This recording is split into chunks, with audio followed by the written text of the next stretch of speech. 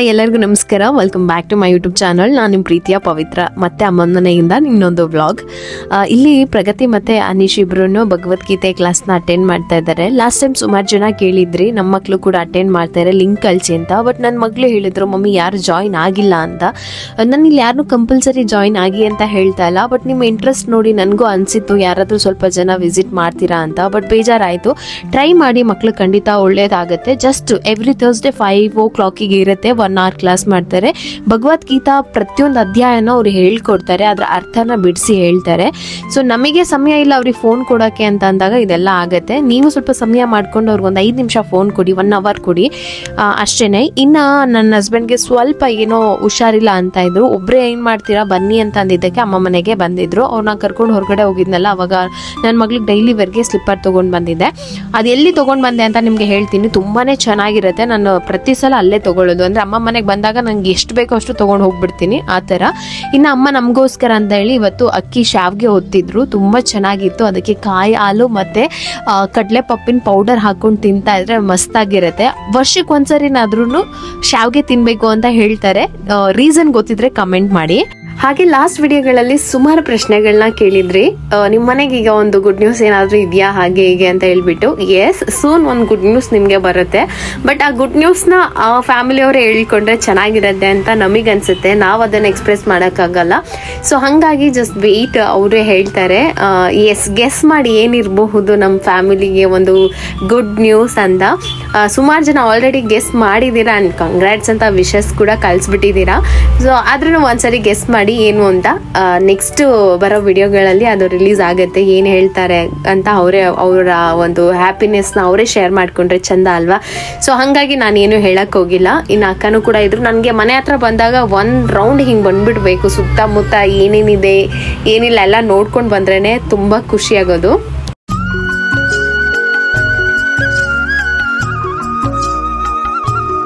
ಖಂಡಿತವಾಗ್ಲೂ ನೀವು ಗೆಸ್ ಮಾಡ್ದಂಗೆ ಸೂನ್ ನಮ್ಮ ಮನೆಗೆ ಒಂದು ಗುಡ್ ನ್ಯೂಸ್ ಬರ್ತಾ ಇದೆ. ಅದಕ್ಕೆ ನಾವು ಕೂಡ ವೆಯ್ಟ್ ಮಾಡ್ತಾ ಇದ್ದೀವಿ, ಎಲ್ಲ ಪ್ರಿಪೇರ್ ಕೂಡ ಆಗ್ತಾ ಇದ್ದೀವಿ. ಹಾಗೆ ಅಮ್ಮ ಮನೆಯ ಹೋಮ್ ಮೇಕ್ ಓವರ್ ಹೇಗೆ ಮಾಡಿದ್ದೀನಿ ಅಂತ ಹೇಳ್ಬಿಟ್ಟು ಇವತ್ತಿನ ವ್ಲಾಗಲ್ಲಿ ಶೇರ್ ಮಾಡ್ಕೊಳ್ತಾ ಇದ್ದೀನಿ. ನನಗೆ ಇದನ್ನು ಜಾಸ್ತಿ ಫ್ಯಾನ್ಸಿ ಮಾಡೋಕ್ಕೆ ಇಷ್ಟ ಇಲ್ಲ, ಹೆಂಗಿದೆಯೋ ಹಾಗೆ ಇರೋದಕ್ಕೆ ಬಿಡಬೇಕು ಅಂತ ಆಸೆ. ಹಾಗೆ ನಾನಿಲ್ಲಿ ಇವತ್ತು ಬಳಸ್ತಾ ಇರೋ ಪ್ರಾಡಕ್ಟ್ ಬಂದ್ಬಿಟ್ಟು ಮಾಮಾ earth ಆಲೋ refreshing hydrating light gel moisturiser. ನಿಮ್ಗೆ ಏನಾದರೂ ನ್ಯಾಚುರಲ್ ಮಾಯಿಶ್ಚರೈಸರ್ ಬೇಕು, ಅದು ಲಾಂಗ್ ಲಾಸ್ಟಿಂಗ್ ಆಗಿರಬೇಕು ಮತ್ತೆ ನಾನ್ ಸ್ಟಿಕ್ ಹೈಡ್ರೇಷನ್ ಕೊಡಬೇಕು ಅಂತ ಅಂದ್ರೆ ಈ ಪ್ರಾಡಕ್ಟ್ ತುಂಬಾನೇ ಚೆನ್ನಾಗಿದೆ.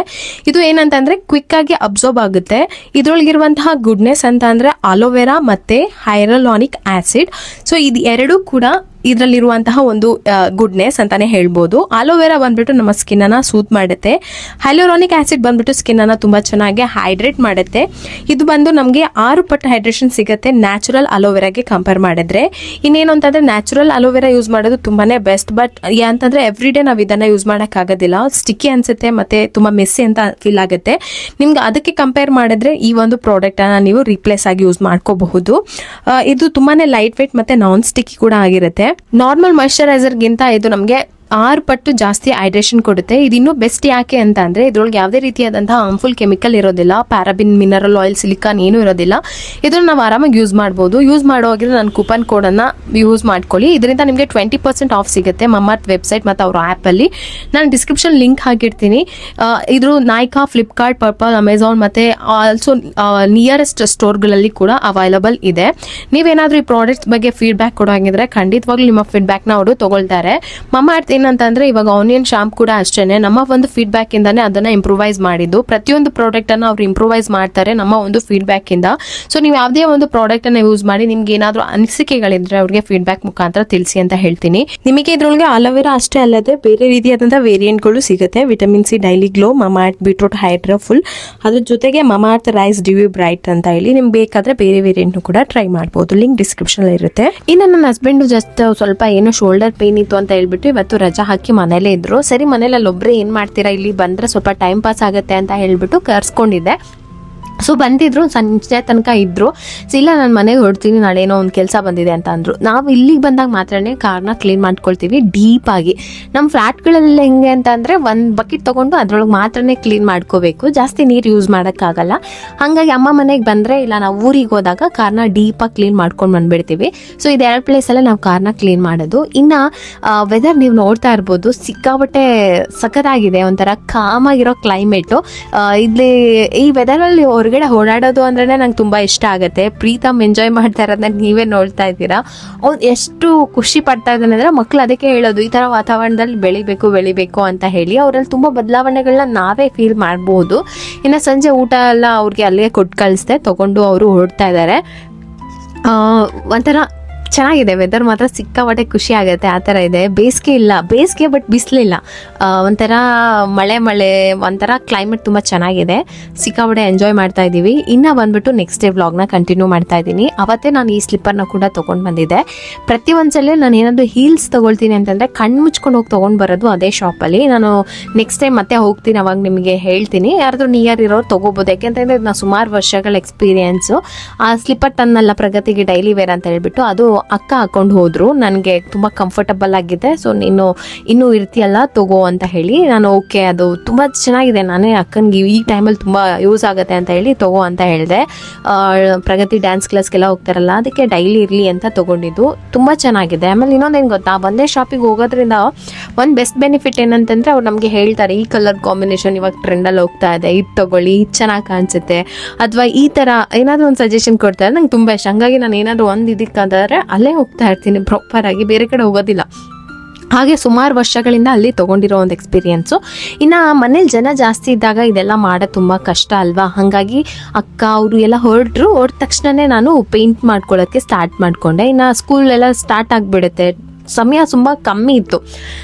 ಇನ್ನು ಒಂದು ವಾಲ್ಗೆಲ್ಲ ತುಂಬ ಚೆನ್ನಾಗಿ ಪೇಂಟ್ ಆಯಿತು. ನಂಗೆ ಸ್ವಲ್ಪ ಭಯ ಇತ್ತು, ಯಾಕೆ ಅಂತಂದರೆ ಅಮ್ಮ ಬೇಡ ಇದೆಲ್ಲ ಬೇಡ, ಹಳೆ ಮನೆಗೆ ಶೃಂಗಾರ ಮಾಡೋದು ಅದು ಎಲ್ಲ ಸೂಟ್ ಆಗಲ್ಲ, ನೀ ಹೆಂಗೆ ರಿಸ್ಕ್ ತೊಗೊಳ್ತೀಯಾ, ಸುಮ್ಮನೆ ಇದೆಲ್ಲ ಕಷ್ಟ ಅಂತ. ಅಂದರೆ ಅಮ್ಮ ಏನಂತಂದರೆ ಈಗ ಪೇಂಟರ್ಸ್ನ ಕರೆಸಿದ್ರೆ ಹೆಂಗೆ ಎಲ್ಲ ಥಿಂಗ್ಸ್ನೆಲ್ಲ ಹೊರಗಡೆ ಹಾಕಿ ಎಲ್ಲ ಜಾಸ್ತಿ ಚಲ್ಲಿ ಆ ಥರ ಹೆಂಗೆ ಮಾಡ್ತಾರಲ್ಲ ಹಾಗೆ ಮಾಡಿಬಿಡ್ತಾರೆ ಇವು ಅಂತ ಅಮ್ಮಂಗೆ ನಾನು ಹೇಳಿದೆ. ಯಾವುದು ಒಂದು ಐಟಮ್ನು ನಾನು ಆ ಕಡೆ ಈ ಕಡೆ ಇಡೋದಿಲ್ಲ, ನಾನು ಆರಾಮಾಗಿ ನಿಧಾನಾಗಿ ನೀಟಾಗಿ ಕ್ಲೀನಾಗಿ ಎಲ್ಲೂ ಗಲೀಜು ಹಾಕ್ದಂಗೆ ನಾನು ಮಾಡಿಕೊಡ್ತೀನಿ, ನೀವು ಸೈಲೆಂಟಾಗಿರಿ ಅಂತ.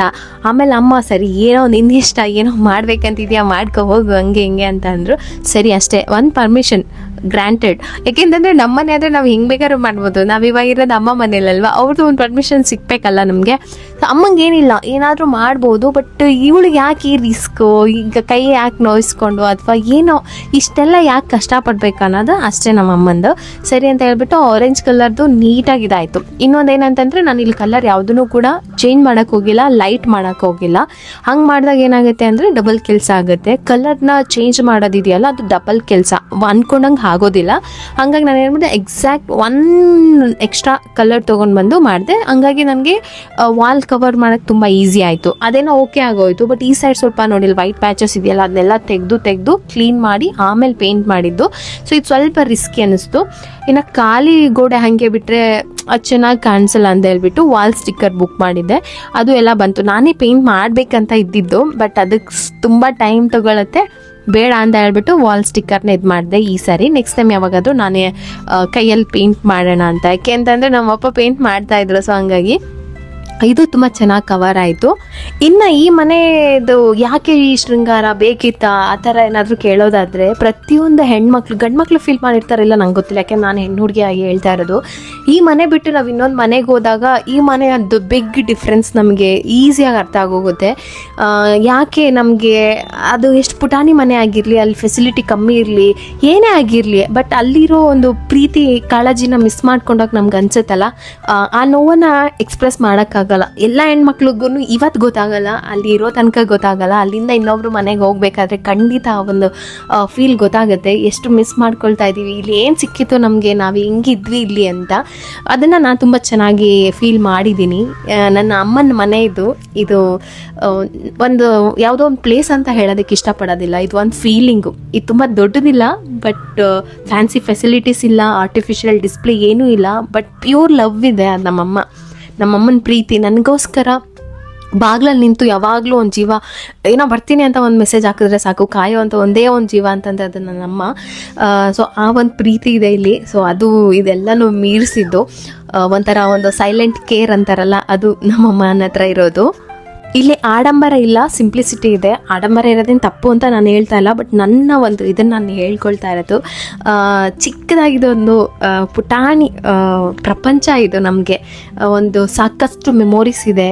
ನಾವು ನನ್ನ ಮಕ್ಳು ಹೆಂಗೆಲ್ಲಿ ಪುಟಾಣಿ ಹೆಜ್ಜೆ ಇಟ್ಕೊಂಡು ಓಡಾಡ್ತಾ ಇದ್ದಾರಲ್ಲ, ಆ ಥರ ನಾವು ಓಡಾಡಿದ ಜಾಗ ಇದು, ನಾವು ಬೆಳೆದಿದ್ದ ಜಾಗ ಇದು, ನಾವು ಕಿತ್ಲಾಡಿದ ಜಾಗ ಇದು, ನಮ್ಮ ಅಪ್ಪ ಜೀವಿಸಿದ ಜಾಗ ಇದು.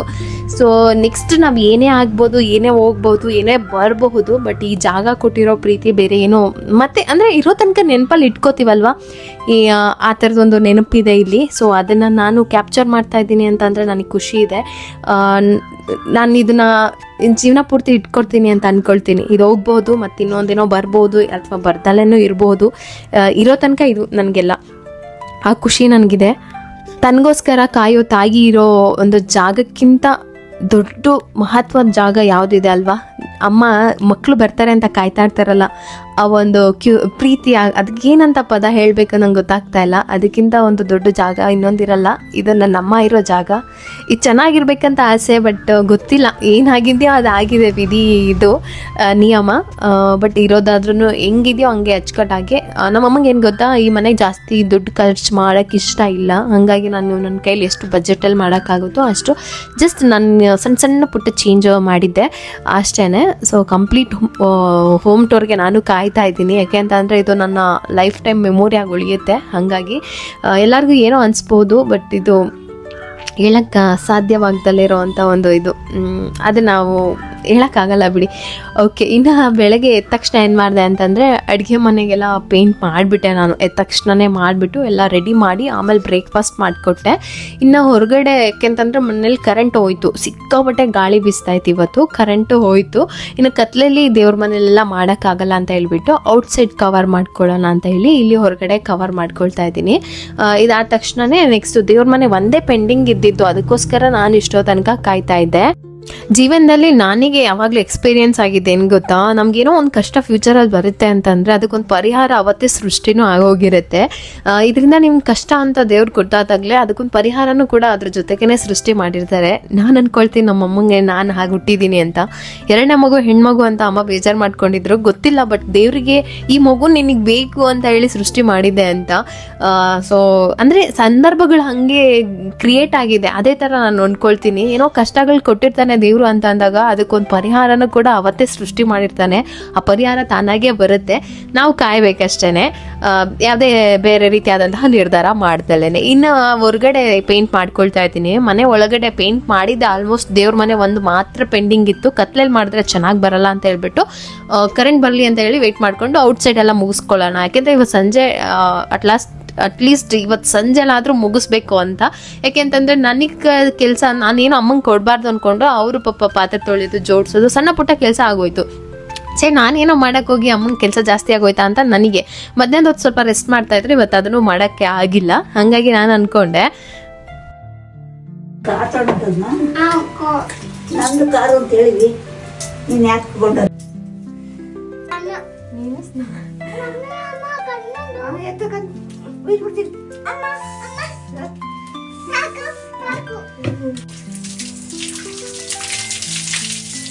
ತುಂಬ ಕೆಲಸ ಮಾಡಿದ್ರೆ ಅಥವಾ ಈ ಥರ ಏನಾದರೂ ಜಾಸ್ತಿ ಮಾಡಿದ್ರೆ ನಮ್ಮಮ್ಮ ಒಂದು ಅಂಡೆ ಫುಲ್ ಬಿಸಿ ನೀರು ಕಾಯಿಸ್ತಾರೆ. ಅಂಡೆ ಒಳ್ಳೆ ನೀರಲ್ಲಿ ಸ್ನಾನ ಮಾಡಿಕೊಂಡ್ರೆ ಮೈಕೈ ನೋವು ಹೋಗುತ್ತೆ ಅನ್ನೋದು ನಮ್ಮಮ್ಮ ಅವಾಗಿಂದನೇ ಅವಾಗ ಹಾಗೆ ಅಂತ ಮಾಡ್ತಾ ಇದ್ದಿದ್ದು.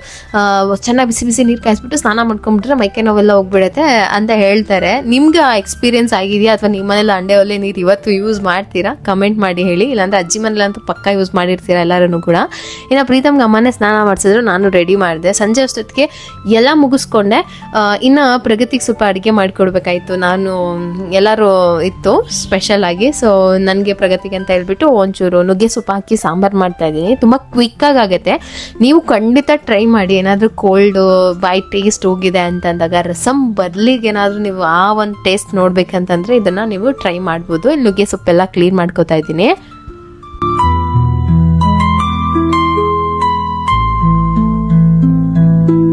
ತುಂಬ ಸಿಂಪಲಾಗಿ ಮಾಡೋದು, ಜಾಸ್ತಿ ಇಂಗ್ರೀಡಿಯೆಂಟ್ಸ್ ಏನಿಲ್ಲ.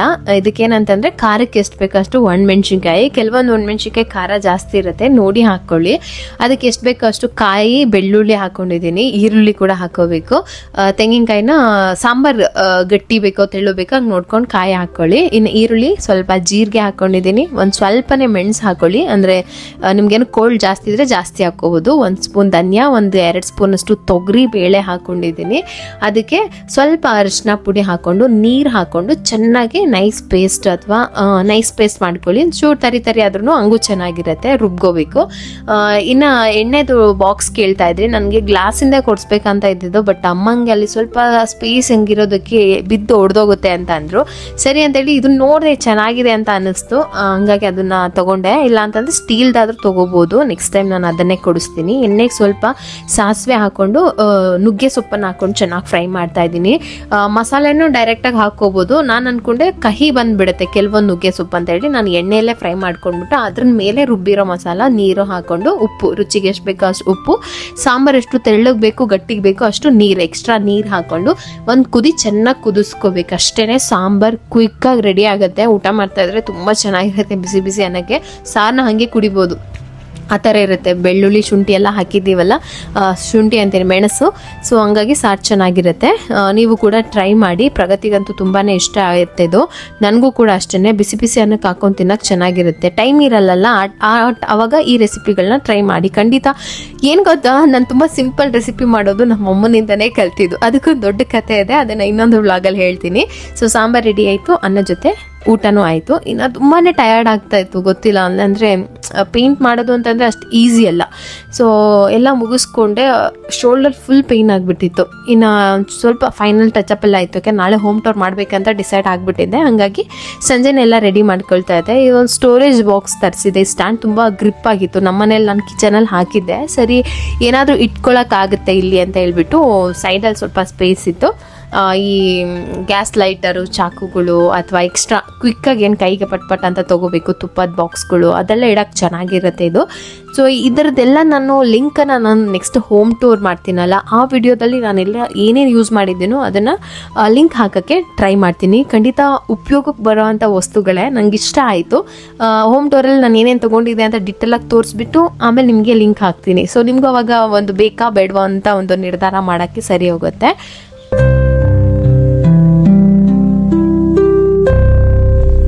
ಇನ್ನು ನಮ್ಮನೆ ಬಂದ್ಬಿಟ್ಟು ಮೇನ್ ರೋಡ್ ಅಲ್ಲಿ ಅಪೋಸಿಟೇ ಇದೆ, ಬಟ್ ಸ್ವಲ್ಪ ಡಿಸ್ಟೆನ್ಸ್ ಇದೆ ನಮ್ಮದು. ಮರಗಳೆಲ್ಲ ಹಾಕಿದ್ದೀವಲ್ಲ, ಆದ್ರೂ ಸ್ವಲ್ಪ ಡಸ್ಟ್ ಜಾಸ್ತಿ, ವೆಹಿಕಲ್ಸ್ ಜಾಸ್ತಿ ಆಗಿದೆ. ಮೊದಲು ತುಂಬ ಒಂಥರ ಇತ್ತು, ಇವಾಗ ಅಭಿವೃದ್ಧಿ ಆಗ್ತಾ ಇರೋ ಜಾಗಗಳಿವೆಲ್ಲ. ಸೊ ಹಾಗಾಗಿ ಜಾಸ್ತಿ ವೆಹಿಕಲ್ಸ್ ಆಗಿದೆ, ಜಾಸ್ತಿ ಗಾಡಿ ಹೋಗೋದು ಬರೋದು ತುಂಬ. ಫಸ್ಟೆಲ್ಲ ಈ ರೋಡ್ಗಳಲ್ಲಿ ಗಾಡಿ ಓಡಾಡ್ತಿದ್ದಿದ್ದು ನಾವು ನೋಡ್ತಾನೆ ಇರಲಿಲ್ಲ. ನಮ್ಮ ಅಪ್ಪ ಓಡಿಸ್ತಾ ಇದ್ದಿದ್ದು ಒಂದು BMTC ಬಸ್ ಬಿಟ್ಟರೆ. ಬಟ್ ಇವಾಗ ಹಂಗಲ್ಲ, ಸಿಕ್ಕಾಬಟ್ಟೆ ನಿಮಿಷಕ್ಕೂ ಅಂದರೆ ನಮ್ಮಮ್ಮ ಹೇಳ್ತಾರೆ, ಪುರ್ಸೋತಿಲ್ದಂಗೆ ಗಾಡಿಗಳು ಹೋಗ್ತಾವಪ್ಪ ಈ ರೋಡಲ್ಲಿ, ಆಗಲ್ಲ ಅಂತ. ಅವ್ರಿಗೆ ಸೈಲೆಂಟೇ ಇಲ್ಲ ಅನ್ನೋ ಥರ ಆಗಿಬಿಟ್ಟಿದೆ. ಇನ್ನು ಈ ಒಂದು ಲೈಟ್ ತರಿಸಿದೆ ನಾನು, ಇದು ಚಾರ್ಜ್ ಹಾಕೋ ಅಂತ ಲೈಟು. ಸೊ ಇದರಿಂದ ಏನಂತಂದರೆ ಅಡುಗೆ ಮನೆಗೆ ಸ್ವಲ್ಪ ಬೆಳಕು ಬರುತ್ತೆ. ಒಂದು ಕಾರ್ನರ್ ಪಾತ್ರೆ ಸ್ಟ್ಯಾಂಡ್ ಇಟ್ಟಿರೋದ್ರಿಂದ ಆ ಕಡೆ ಕತ್ಲೆ ಆ ಥರ ಫೀಲ್ ಆಗ್ತಾಯಿತ್ತು. ಅದಕ್ಕೆ ನಾನು ಇದೊಂದನ್ನು ತರಿಸ್ದೆ. ಇನ್ನು ಅಲ್ಲಿ ಚಾರ್ಜ್ ಹಾಕಿ ಯೂಸ್ ಮಾಡೋದಂದ್ರೆ ನಾನು ಬಂದಾಗ ಏನಾದರೂ ವಿಡಿಯೋಗಳಿಗೆ ತುಂಬ ಲೈಟ್ ಡಿಮ್ ಅನಿಸ್ದಾಗ ಹಾಕ್ಕೊಳ್ಳೋಣ ಅಂತ ಹೇಳಿ ಈ ಒಂದು ಟ್ಯೂಬ್ ಲೈಟ್ನ ನಾನು ಬುಕ್ ಮಾಡಿದ್ದೆ. ತುಂಬ ಚೆನ್ನಾಗಿದೆ, ನಂಗೆ ತುಂಬ ಇಷ್ಟ ಆಯಿತು. ಇದನ್ನು ವಾರ್ಡ್ರೂಬ್ಗೆ ಹಾಕ್ಕೊಂಡ್ರೆ ಮಾತ್ರ ಮಸ್ತಾಗಿ ಕಾಣಿಸುತ್ತೆ. ಅಂದರೆ ಬಟ್ಟೆ ಎಲ್ಲ ಇಡ್ತೀವಲ್ಲ, ಆ ವಾರ್ಡ್ರೂಬ್ಗೆ ಸ್ಟಿಕ್ ಅಂದರೆ ಮ್ಯಾಗ್ನೆಟ್ ಥರ ಏನಾದರೂ ತೊಗೊಂಡು ಬಂದು ಇಟ್ಬಿಟ್ರೆ, ಇದರಲ್ಲಿ ಮ್ಯಾಗ್ನೆಟ್ ಏನೂ ಕೊಟ್ಟಿಲ್ಲ, ಅದು ಬೇಜಾರಾಯಿತು. ಮ್ಯಾಗ್ನೆಟ್ ಥರ ಇದ್ದರೆ ತುಂಬ ಚೆನ್ನಾಗಿರ್ತಾಯಿತ್ತು. ತುಂಬ ಬಜೆಟಲ್ಲಿ ಇದು ಒಂದು 3 ಕಲರ್ ಚೇಂಜ್ ಆಗುತ್ತೆ, ವೈಟ್, ವಾಮ್ ಮತ್ತು ಫುಲ್ಲು ಆರೆಂಜ್ ಕಲರ್ ಥರ, ತುಂಬ ಒಂಥರ ಬಿಸಿಲು ಕಲರ್ ಬರುತ್ತೆ ಅಂತಾರಲ್ಲ, ಆ ಥರ ಕೂಡ ಚೇಂಜ್ ಆಗುತ್ತೆ. ಆಫ್ ಮಾಡ್ಕೋಬೋದು, ಬೇಕಾದಾಗ ಯೂಸ್ ಮಾಡ್ಕೋಬಹುದು.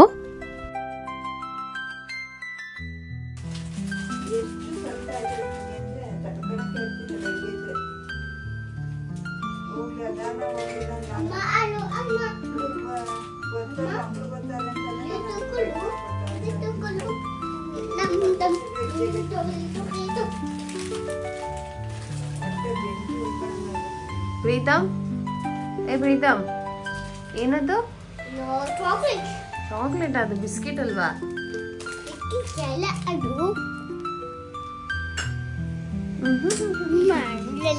ಅದು ಅಮ್ಮ ಯಾರು ತಂದ್ಕೊಟ್ಟಿದ್ದು? ನಿನ್ನ ಅಮ್ಮ ತಂದ್ಕೊಡ್ತಾ? ನೀನ್ ಮನೆಕೊಂಡಿದ್ದ? ಅಮ್ಮ ಹೋಗಿ ಬಿಸ್ಕೆಟ್ ಅಂತ. ಏನ್ ಮಾಡ್ತೀಯಾ? ಹಾಲಲ್ಲಿ ತಿಂತೀಯಾ? ಯಾರು ನಿಮ್ಮಮ್ಮ? ನಿಮ್ಮಮ್ಮ ಎಲ್ಲ?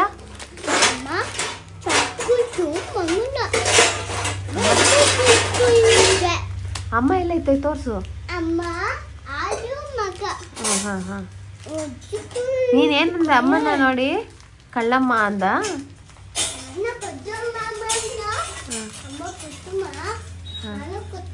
ಅಮ್ಮ ಹಾಲು ತರಕ್ ಹೋಗಿದ್ರೆ ಗೇಟ್ ಹತ್ರ ಬಿಟ್ಟು ಕಳ್ಳಮ್ಮ ಅಂತ ಕರೀತಾರೆ. ಇದೆಲ್ಲ ಮನೆಯಲ್ಲೆಲ್ಲ ಹುಡುಕ್ದ, ರೂಮಲ್ಲೆಲ್ಲ ಹೋಗಿ ನೋಡ್ದ. ಏನಂತ ಕರೆದೆ ನೀನ್ ಅಮ್ಮನ್ನ? ಕಳ್ಳಮ್ಮ ಅಂದ. ಏನಂದೆ?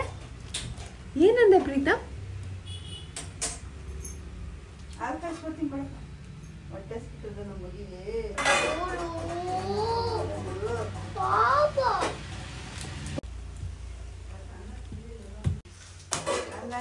ನೋಡಿ ನನ್ನ ಮಗ ಇಟ್ಟವನೇ ಹಾಲೆ ನನ್ನ ಚೀಚಿ ಸಾರು ತಿನ್ನಲ್ಲ.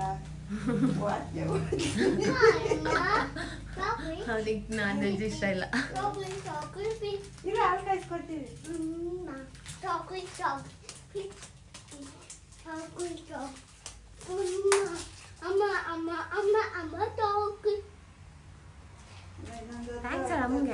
ಹಾಕಿದೆ ಇನ್ನು 10 ಲೀಟರ್ ಹಾಲೇ ಬಂದ್ಬಿಡ್ತದೆ. ಬಿಸ್ಕೆಟ್ಗೆ 10 ರೂಪಾಯಿ ದಿನ. ನಾವೆಲ್ಲ ರೂಢಿ ಮಾಡಿಲ್ಲ, ನೀವೇ ರೂಢಿ ಮಾಡ್ತಾ ಇರೋದು. ಪ್ರೀತಮ್, ಯಾಕೆ ಬಿಸ್ಕೆಟ್ ತಿಂತಾ ಇರೋದು? ತಿನ್ಬಾರ್ದು, ಬಿಸ್ಕೆಟ್ ತಿನ್ಬಾರ್ದು. ಬೇಡ ಬಿಸ್ಕೆಟ್ ಬೇಡ, ಬೇಡ ಬೇಡ, ಕೊಡ್ಬೇಡ ಕಣಮ್ಮ ಅವನಿಗೆ ಬಿಸ್ಕೆಟ್. ನಾನ್ ಸುಮ್ಮನೆ ಇರಲ್ಲ, ಬಿಸ್ಕೆಟ್ ತಿನ್ಬೇಡ. ರಾತ್ರಿ ಊಟ ಮಾಡ್ಬಿಡ ಅಂತ ಯಾರು ನಿಂಗೆ ಹೇಳ್ದವ್ರು? ಹಾ, ಕೊಡ್ಬೇಡಮ್ಮ ಅವನಿಗೆ ಬಿಸ್ಕೆಟು. ಏನಾದ್ರು ಹೇಳ್ತಾರೆ ಅಂದ್ರೆ ಓಡೇ ಹೋದ. ಚೆನ್ನಾಗಿ ಆಟ ಆಡಕ್ಕೆ ಒಳ್ಳೆ ಜಾಗ ಸಿಕ್ಕೈತೆ. ಏನೇನು ಆಡ್ತಾರೆ ಡ್ಯಾನ್ಸ್. ಈಗ ಬೈರನ್ ಮನೆಗೆ ಹೋಯ್ತಾನೆ, ಅಲ್ಲೋಗಿ ಗೊತ್ತಿರ್ತಾನೆ.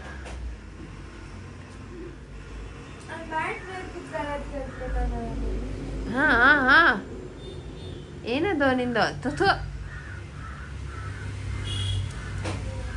ಹೆಂಗೆಂಗೋ ಡ್ಯಾನ್ಸ್ ಮಾಡ್ತಾನೆ ಅವನು. ಬಂದ ಅಮ್ಮ.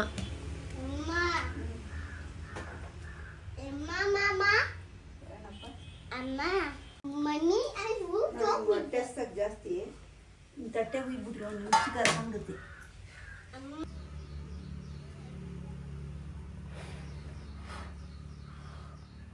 ಏನದು? ಇನ್ನು ಪ್ರೀತಮ್ ಕ್ಯೂಟ್ ಮಾತನ್ನ ರೆಕಾರ್ಡ್ ಮಾಡಬೇಕು ಅಂತ ಅನ್ಕೊಳ್ತೀನಿ, ಬಟ್ ಅವನು ಸಿಗೋದಿಲ್ಲ. ಅಂದರೆ ಕ್ಯಾಮ್ರಾ ಅನ್ನೋದಿಗೆ ಮಾತಾಡ್ತಾನೋ ಇಲ್ವಾ ಅಂತ ಗೊತ್ತಾಗೋದಿಲ್ಲ. ಇನ್ನು ಇವತ್ತಿನ ವ್ಲಾಗ್ ಇಲ್ಲೇ ಎಂಡ್ ಮಾಡ್ತಾ ಇದ್ದೀನಿ. ಅಮ್ಮ ಮನೆ ಹೋಮ್ ಟೂರ್ಗೆ ನಾನು ಕಾಯ್ತಾ ಇದ್ದೀನಿ, ನೀವು ಕೂಡ ಕಾಯ್ತೀರಾ ಅಂತ ಅನ್ಕೊಳ್ತೀನಿ. ಇದೊಂದು ಮೆಮೊರಿ ಆಗಿ ನನ್ನ ಲೈಫಲ್ಲಿ ಉಳಿಯುತ್ತೆ ಅಂತ ಇದನ್ನು ಎಷ್ಟು ಕಷ್ಟಪಟ್ಟು ರೆಡಿ ಮಾಡಿದ್ದೀನಿ. ನೋಡೋಣ ನಾಳೆಯ ವ್ಲಾಗಲ್ಲಿ. ಈ ವ್ಲಾಗ್ನ ಇಲ್ಲೇ ಮುಗಿಸ್ತಾ ಇದ್ದೀನಿ. ಈ ವ್ಲಾಗ್ ನಿಮ್ಗೆ ಏನಾದರೂ ಇಷ್ಟ ಆಗಿದ್ರೆ ಪ್ಲೀಸ್ ಲೈಕ್, ಶೇರ್, ಕಮೆಂಟ್, ಹಾಗೆ ಚಾನಲ್ನ ಇನ್ನೂ ಸಬ್ಸ್ಕ್ರೈಬ್ ಮಾಡ್ಕೊಳ್ದಲ್ಲೇ ಇಷ್ಟಪಟ್ಟು ನೋಡ್ತಾ ಇದ್ರೆ, ಸಬ್ಸ್ಕ್ರೈಬ್ ಆಗಿಲ್ಲ, ಇಷ್ಟ ಆಗಿದೆ ಅಂದರೆ ದಯವಿಟ್ಟು ಸಬ್ಸ್ಕ್ರೈಬ್ ಮಾಡ್ಕೊಂಡು ನೋಡಿ. ಸಿಗ್ತೀನಿ ನೆಕ್ಸ್ಟ್ ವ್ಲಾಗಲ್ಲಿ. ಟೇಕ್ ಕೇರ್, ಬಾಯ್.